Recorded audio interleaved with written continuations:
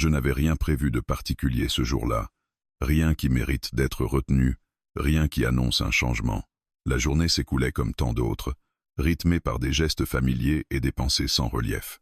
Quand elle est arrivée, je n'ai d'abord vu qu'une demande simple, un problème concret, précis, un service à rendre, rien de plus. Elle se tenait légèrement en retrait, comme si elle craignait de déranger.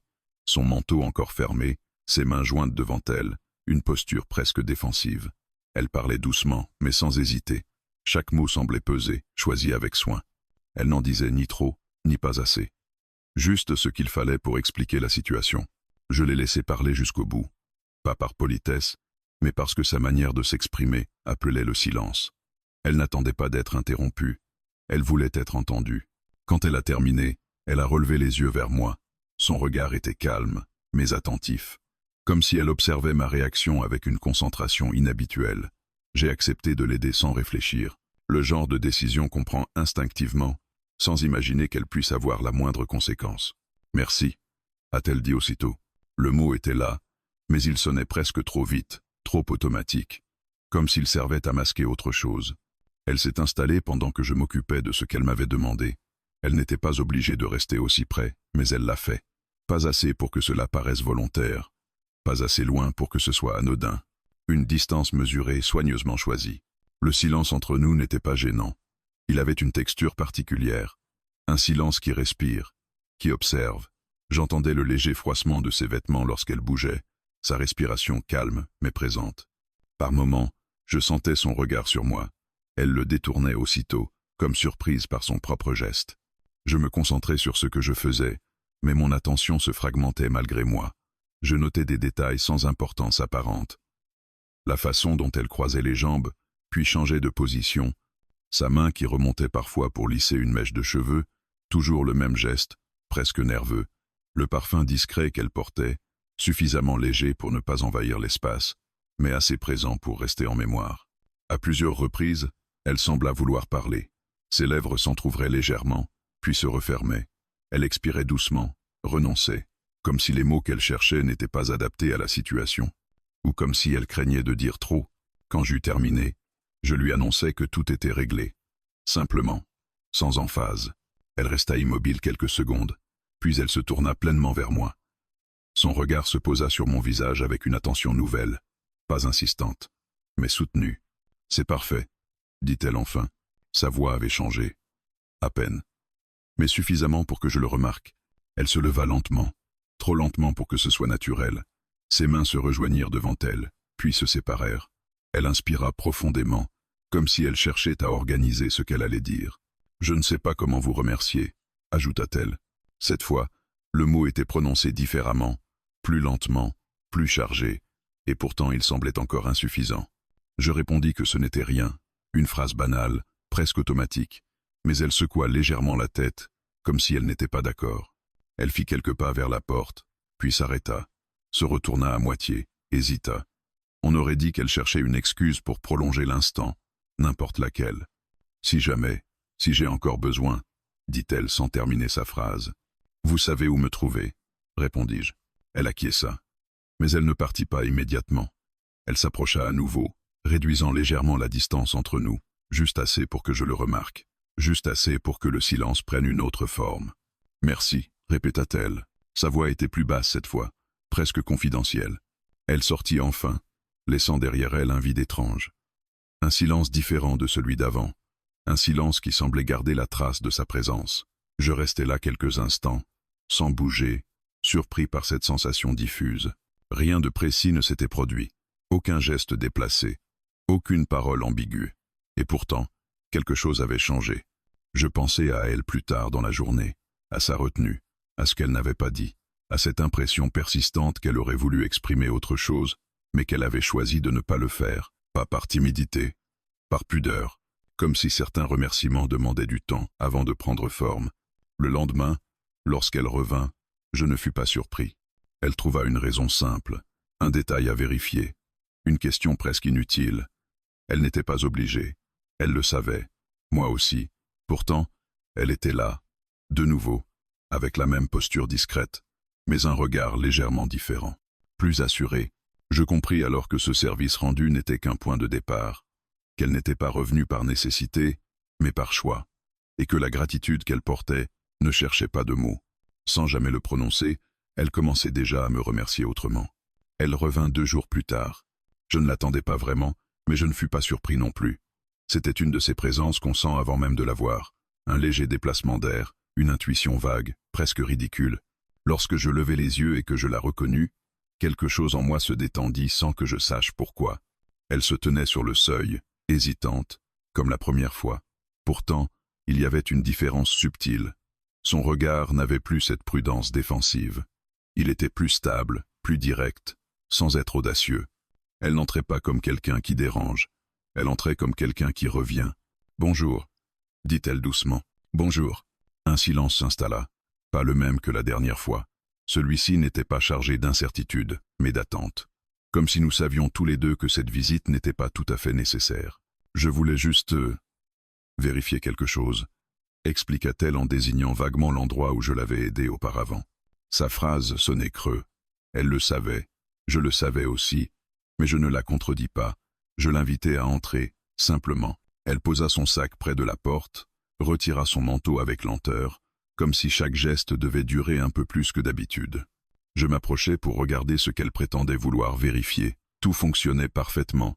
Elle le constata elle-même, hochant la tête, presque soulagée, ou peu, être déçue.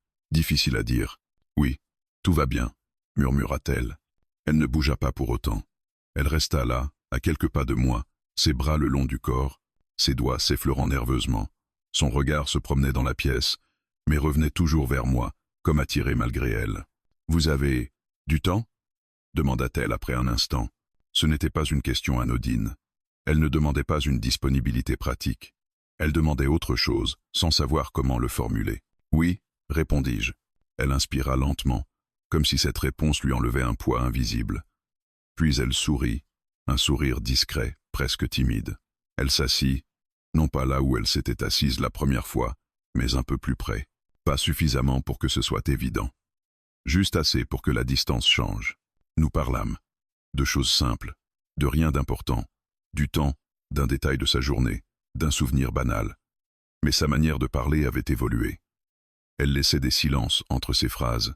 Elle ne se pressait plus pour remplir le vide. Elle semblait à l'aise avec le fait de ne pas tout dire. Je remarquais qu'elle me regardait quand je parlais. Vraiment. Pas avec cette politesse distraite qu'on accorde souvent aux conversations sans enjeu. Elle écoutait. Chaque mot semblait compter. À un moment, elle s'interrompit au milieu d'une phrase. Elle fronça légèrement les sourcils, comme si elle venait de réaliser quelque chose. « Je parle trop », dit-elle avec un léger rire nerveux. « Non », répondis-je. « Pas du tout ». Elle me fixa un instant, surprise. Puis elle baissa les yeux, comme si cette réponse avait touché quelque chose de fragile. Sa main se posa sur son genou, puis glissa lentement, cherchant une position plus confortable. « C'est juste que je ne suis pas très douée pour dire ce que je ressens », avoua-t-elle. Cette phrase changea tout. Elle n'était pas une confession spectaculaire. Elle était simple, presque anodine, mais elle ouvrait une porte.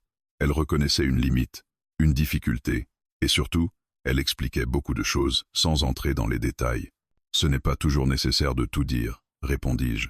Elle releva la tête. Son regard se posa sur moi avec une intensité nouvelle, plus nue, moins protégée. « Vous pensez vraiment ça ?»« Oui. » Elle resta silencieuse un long moment. Puis elle hocha lentement la tête, comme si elle venait d'entendre quelque chose qu'elle avait besoin d'entendre depuis longtemps. Elle se leva pour se servir un verre d'eau. Je la regardais faire. Ses gestes étaient calmes, presque gracieux, mais je sentais une tension sous-jacente, comme un fil tendu entre nous. Lorsqu'elle me tendit le verre, ses doigts frôlèrent les miens. Un contact bref, involontaire peu, être, mais elle ne se retira pas immédiatement. Le silence qui suivit fut différent de tous les autres, plus dense, plus chargé.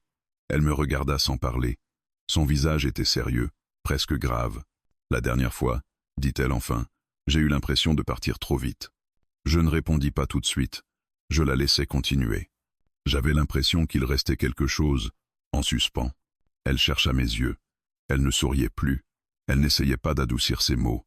Elle parlait avec honnêteté. « Vous n'avez rien oublié, dis-je simplement. » Un léger sourire apparut sur ses lèvres. Un sourire étrange, mélancolique peu, être. « Non, murmura-t-elle. Mais moi, si.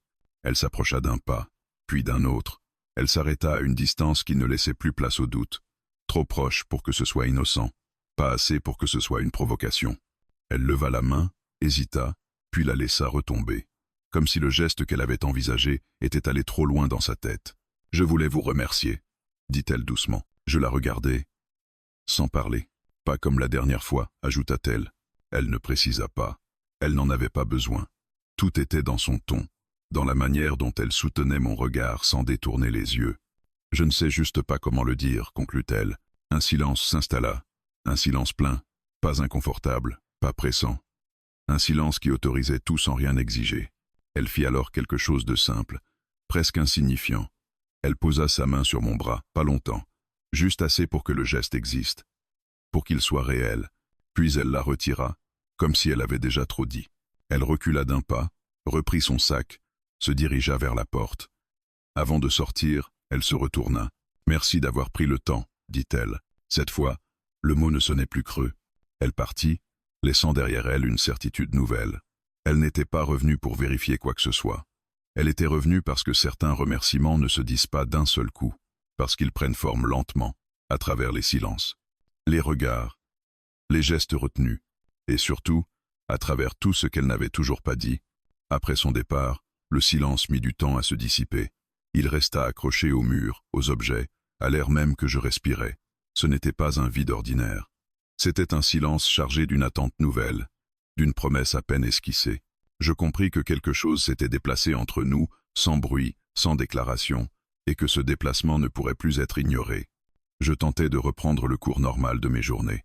Je m'y appliquais avec une discipline presque excessive, comme si la routine pouvait effacer cette sensation persistante. Mais chaque geste banal me ramenait à elle, à la manière dont elle avait posé sa main sur mon bras, à la brièveté du contact, et pourtant à sa clarté. Rien n'avait été dit, et pourtant tout avait été exprimé. Elle revint une semaine plus tard. Cette fois, elle ne chercha même pas d'excuses. Elle frappa, entra après mon invitation, et s'arrêta au milieu de la pièce. Son manteau était ouvert, son sac pendait à son épaule, oublié. Elle me regarda avec une franchise nouvelle, presque désarmante. « Je ne voulais pas rester sans nouvelles », dit-elle simplement. Il n'y avait plus de détour, plus de justification maladroite. Elle n'était pas là par nécessité, elle était là parce qu'elle l'avait décidé. Je hochai la tête, l'invitai à s'asseoir. Elle choisit une place différente encore, plus proche. La distance entre nous avait diminué à chaque visite, presque imperceptiblement, comme si elle s'était rapprochée par petites étapes pour ne pas effrayer ce qu'elle construisait. Nous parlâmes peu. Les mots semblaient soudain superflus. Elle m'observait pendant que je parlais, mais je sentais que son attention ne se portait plus sur ce que je disais.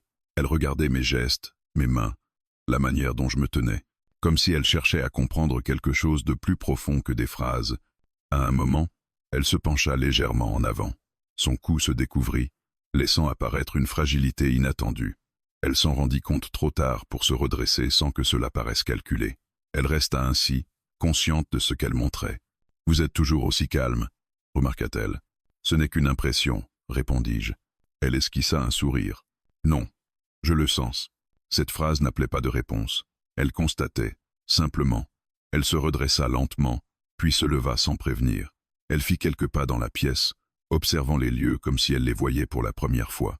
Mais je savais qu'elle n'observait pas l'espace. Elle mesurait la distance, le rythme, le moment. Lorsqu'elle s'arrêta près de moi, elle ne me regarda pas tout de suite.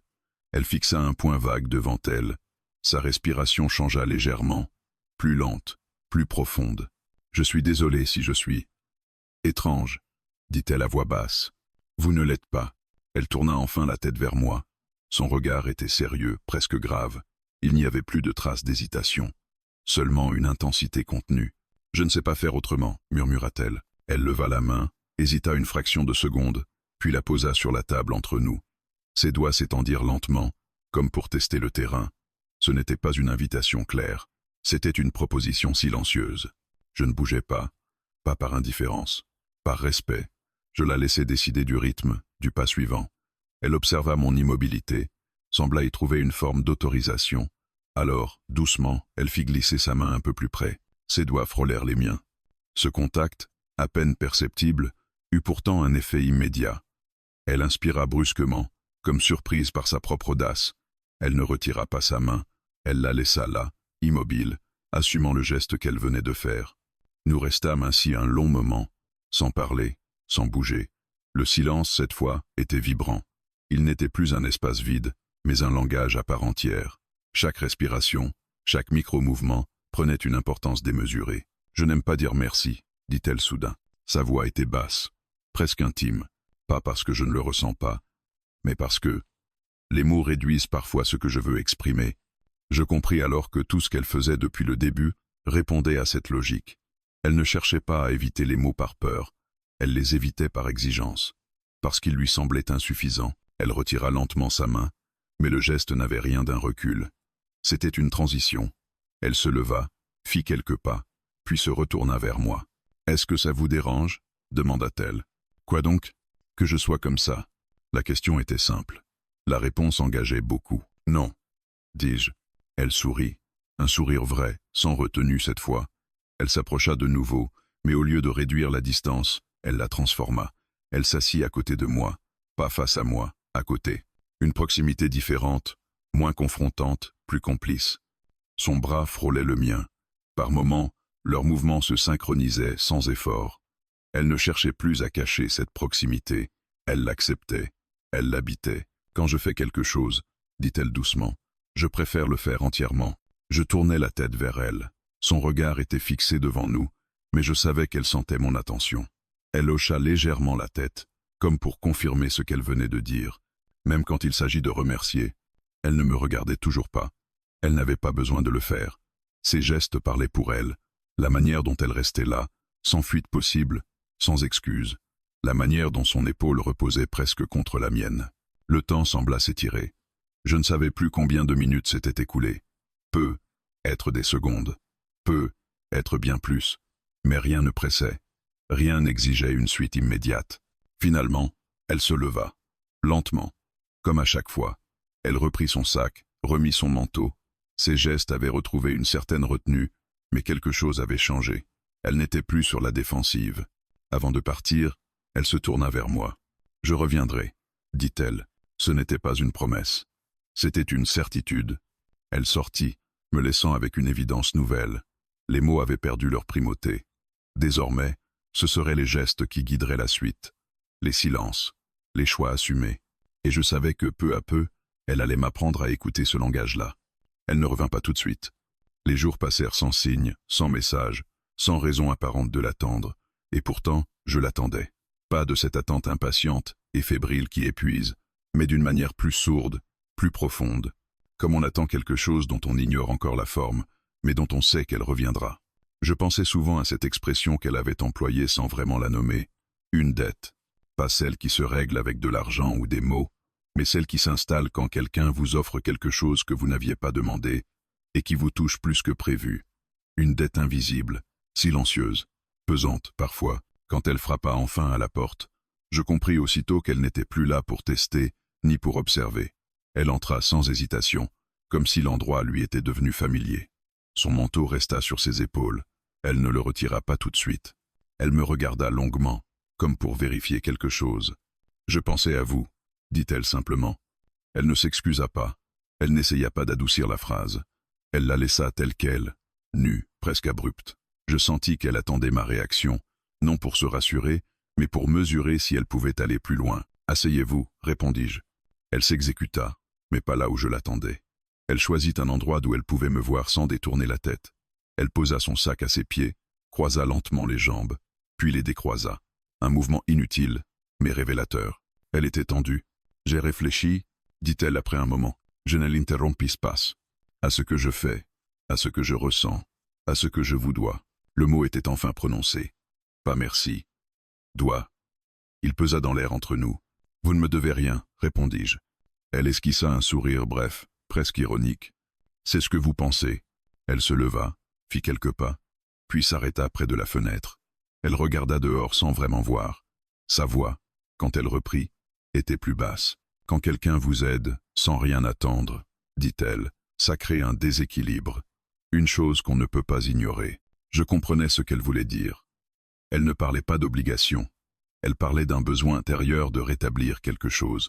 pas pour l'autre, pour elle-même. Je n'aime pas rester en dette, continua-t-elle. Elle se tourna vers moi. Son regard était sérieux, presque déterminé, pas parce que je me sens obligé, mais parce que j'ai besoin de choisir ce que je donne. Cette phrase marqua un tournant.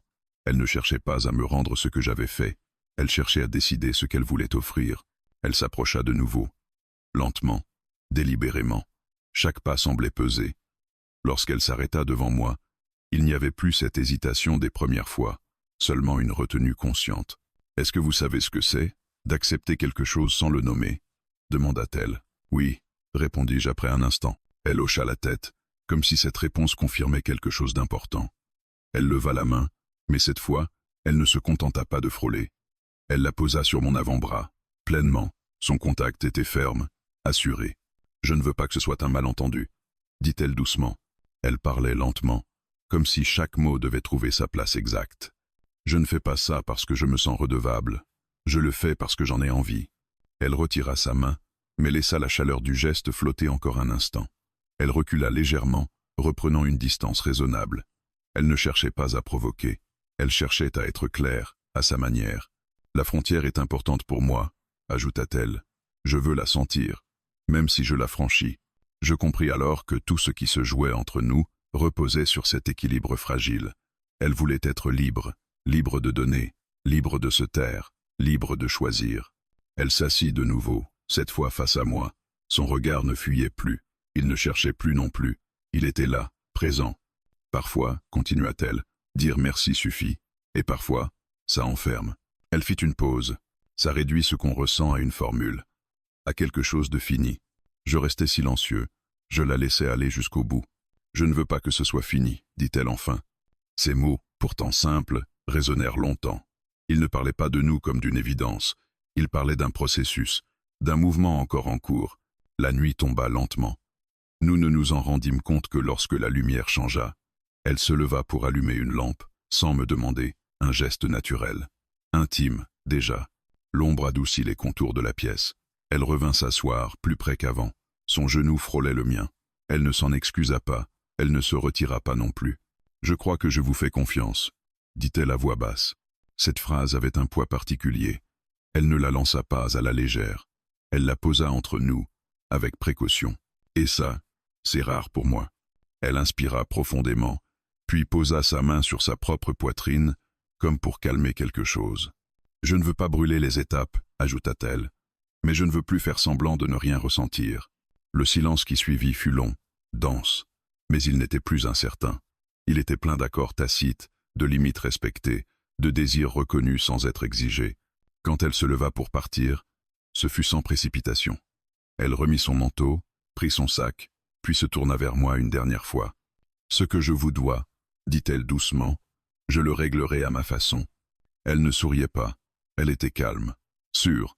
Elle partit, laissant derrière elle cette idée nouvelle. La gratitude pouvait être un choix, une construction lente. Et parfois, la dette la plus lourde n'était pas celle qu'on subissait, mais celle qu'on acceptait volontairement de porter. Après son départ, quelque chose changea dans ma manière d'habiter le silence. Il n'était plus seulement un espace entre deux visites, ni une attente diffuse. Il était devenu un territoire, un lieu où ces mots, rares mais précis, continuaient d'exister sans être répétés. Je le réglerai à ma façon. Cette phrase revenait souvent, non comme une promesse inquiétante, mais comme une affirmation calme.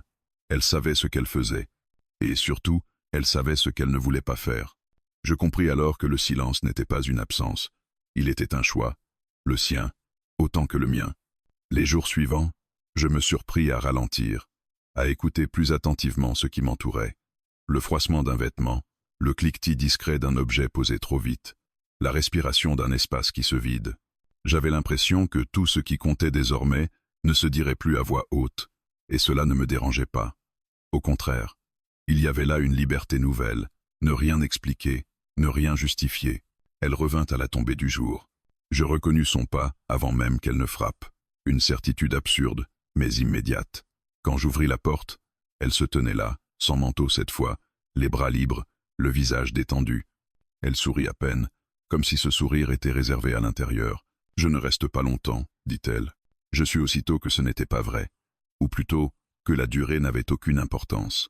Elle entra, posa son sac sans soin, comme quelqu'un qui n'a pas besoin de marquer sa présence. Elle se tourna vers moi, me regarda longuement, puis hocha la tête, comme si elle confirmait quelque chose pour elle-même. « Je voulais voir si, dit-elle, puis s'interrompit. Elle ferma les yeux un instant, inspira, rouvrit les yeux. Non, je voulais juste être là. Cette honnêteté me frappa plus que tout ce qu'elle aurait pu dire autrement. Elle ne cherchait plus d'alibi, elle ne se cachait plus derrière une raison pratique. Elle assumait la simplicité du geste. Venir, être présente. Nous nous assîmes sans nous concerter, pas face à face, pas trop proche. Une distance confortable, mais chargée de sens. Elle posa ses mains sur ses cuisses, les laissa immobiles. Je remarquai qu'elle ne jouait plus avec ses doigts. Ce détail me parut important.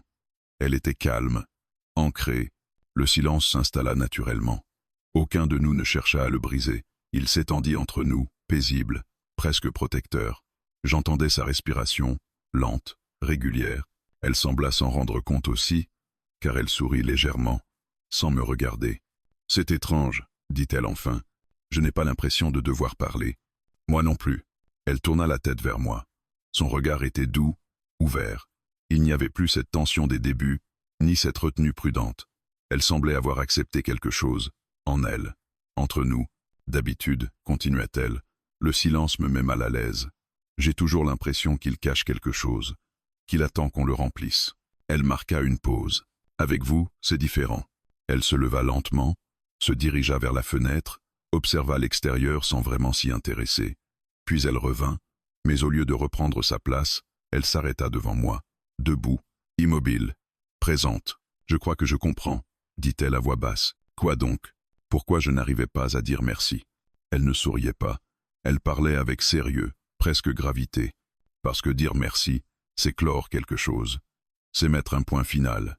Et je ne voulais pas que ça se termine ainsi. Elle posa doucement sa main sur l'accoudoir, près de la mienne.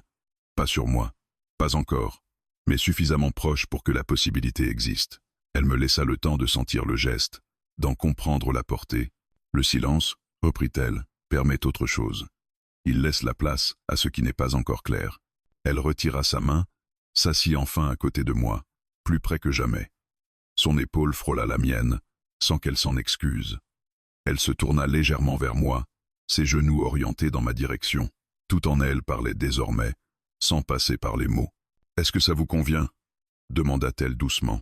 La question n'était pas légère. Elle portait sur bien plus que ce moment précis.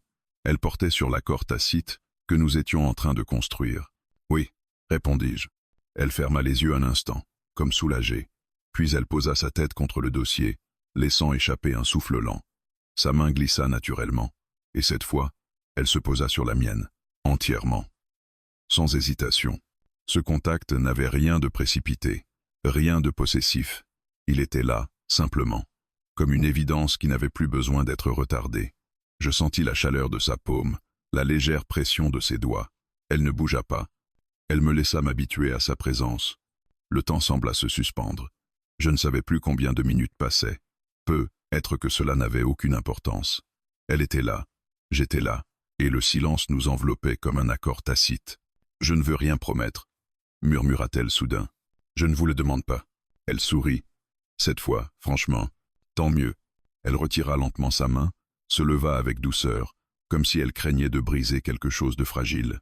Elle reprit son sac, se dirigea vers la porte, puis s'arrêta. Je crois que j'avais besoin de savoir que je pouvais rester, sans devoir expliquer pourquoi, dit-elle sans se retourner. Vous le pouvez. Elle hocha la tête, ouvrit la porte. Avant de sortir, elle se tourna vers moi. Le silence, dit-elle, permet parfois d'être honnête. Puis elle partit. Je restai là, longtemps après. Avec cette certitude nouvelle, ce que nous construisions n'avait pas besoin de mots pour exister. Le silence n'était plus une attente. Il était devenu un espace partagé, un lieu où la gratitude, le désir et la confiance pouvaient coexister, sans jamais se réduire à une simple formule. Le lendemain, je me réveillai avec une sensation étrange, presque imperceptible. Rien de précis, rien de spectaculaire. Seulement une impression de continuité, comme si ce qui s'était joué la veille ne s'était pas arrêté avec son départ. Le silence était toujours là, mais il n'avait plus la même qualité. Il n'était plus chargé d'attente. Il était habité. Je passais la matinée à faire des choses ordinaires, des gestes simples, mécaniques, Pourtant, chaque mouvement semblait relié à elle, d'une manière diffuse, comme si son absence était devenue une présence différente, plus discrète, mais tout aussi réelle. Je compris alors que quelque chose s'était déplacé en moi aussi. Je n'attendais plus qu'elle revienne pour confirmer quoi que ce soit. Je savais déjà. Elle arriva en fin d'après-midi. Je ne sursautais pas en entendant frapper. Je n'eus pas besoin de regarder par la fenêtre pour deviner qui se trouvait derrière la porte. Quand j'ouvris, elle était là, calme, presque sereine. Elle ne souriait pas, mais son visage était détendu. Elle entra sans dire un mot, comme si la parole était devenue superflue dès le seuil franchi. Elle posa son sac, retira lentement ses chaussures, puis se redressa. Son regard croisa le mien, et quelque chose passa entre nous. Une reconnaissance silencieuse. Pas une question, pas une hésitation. Une certitude tranquille. Nous ne nous assîmes pas tout de suite. Nous restâmes debout, face à face, à une distance mesurée. Pas celle de la prudence, ni celle de l'audace. Une distance juste. Elle inspira profondément, puis laissa échapper un souffle long, comme si elle déposait quelque chose qu'elle portait depuis trop longtemps. « Je crois que je suis prête », dit-elle enfin. Sa voix était basse, mais stable. Elle ne précisa pas de quoi elle parlait. Elle n'en avait pas besoin. Les mots auraient réduit ce qu'elle exprimait. Elle le savait. Je le savais aussi. Pas pour quelque chose de précis, ajouta-t-elle. Juste pour ne plus me retenir. Elle s'approcha lentement. Chaque pas était volontaire. Rien de précipité, rien de contraint. Lorsqu'elle s'arrêta devant moi, elle leva la main et la posa contre ma poitrine. Son geste était ferme, assuré. Elle ne cherchait plus à tester. Elle affirmait. « Je ne veux pas que vous pensiez que c'est une dette, » dit-elle doucement. « Je ne le pense pas. » Elle hocha la tête, satisfaite. Son regard se fit plus doux. Elle laissa sa main glisser lentement, puis la retira.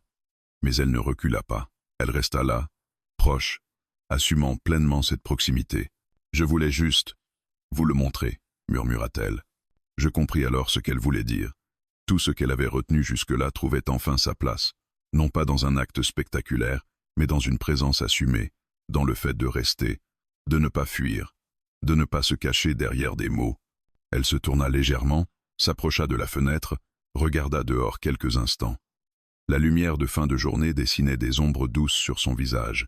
Elle semblait paisible, alignée avec elle-même. « J'ai longtemps cru que remercier, c'était se soumettre, » dit-elle sans se retourner. « Accepter une position inférieure, comme si reconnaître ce qu'on avait reçu nous rendait vulnérables. » Elle se tourna vers moi. « Mais ce n'est pas ça. Pas ici. » Elle revint vers moi, s'assit lentement, puis tapota l'espace à côté d'elle. Une invitation simple, sans pression. Je m'assis à mon tour. Nos épaules se frôlèrent. Elle ne se déplaça pas. Elle accueillit le contact. Le silence s'installa une dernière fois, mais ce n'était plus le même. Il n'y avait plus rien à prouver, plus rien à mesurer. Tout était déjà là. Elle posa sa tête contre mon épaule. Le geste était naturel, presque évident. Elle ferma les yeux. Sa respiration se calma. Je sentis son poids léger, confiant. Elle n'attendait rien de plus. Elle donnait ce qu'elle avait décidé de donner. « Je ne dirai pas le mot », murmura-t-elle après un moment. « Je sais. » Elle sourit contre mon épaule. Pas parce qu'il est tabou, mais parce qu'il ne suffit pas. Nous restâmes ainsi longtemps. Le temps perdit son importance. Il n'y avait plus de tension, plus d'attente, seulement une présence partagée, entière. Quand elle se redressa, ce fut sans regret, sans précipitation. Elle se leva, reprit son sac, se tourna vers moi. « Je ne sais pas ce que ça deviendra, » dit-elle calmement. « Moi non plus, et ça me va. » Elle s'approcha une dernière fois, pas pour un geste spectaculaire, juste pour poser sa main sur mon bras, fermement, comme elle l'avait fait lors de sa seconde visite. Mais cette fois, il n'y avait plus d'hésitation. Le geste était complet. « Merci », dit-elle enfin.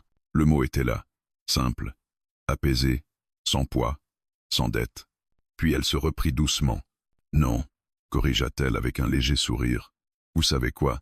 Oubliez. » Elle se dirigea vers la porte, l'ouvrit, puis s'arrêta sur le seuil. Elle se retourna une dernière fois. « Je crois que certaines choses doivent rester comme elles sont, sans être expliquées, sans être nommées. » Je hochai la tête. Elle est partie. Je restai seul, mais pas vide. Ce qu'elle avait laissé derrière, elle ne demandait ni suite, ni promesse. Seulement d'être reconnue pour ce que c'était, un moment de vérité, offert librement, sans jamais prononcer le mot. Et je compris alors que les remerciements les plus profonds sont souvent ceux qui ne cherchent pas à être entendus, seulement ressentis,